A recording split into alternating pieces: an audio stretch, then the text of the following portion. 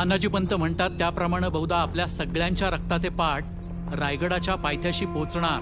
रामबीररावाचा निरोप आल्या बगर इथून निघायचं तरी कसं? घ्या आला निरोप.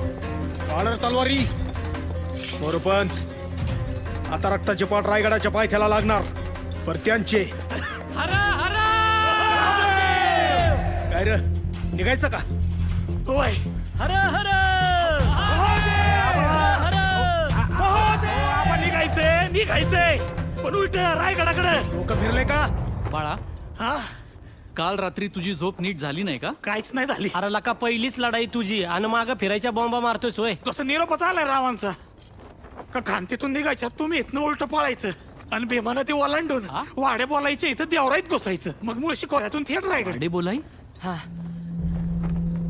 अगं बाबो, कानाचं निशाण वर आलं की अरे खान काय त्याचा दिल्लीतला बाप आला तरी तोडायचाच आहे. हा तर निघावं लागतंय बाबा. ते 35,000 आहेत म्हणून नाही, निरोप तसा दिलाय म्हणून. भेटूच आता रायगडावर. चल ग.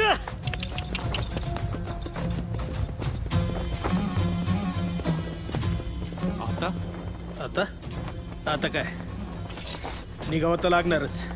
कंक आंबीरावानं सांगितलंय म्हणजे नक्कीच काहीतरी विचार केला असं.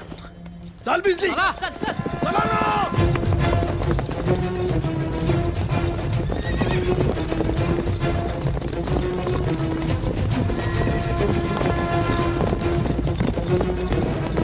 वाडे बोलायचं, जंगल यायचं, लगा मावळायचं नाही.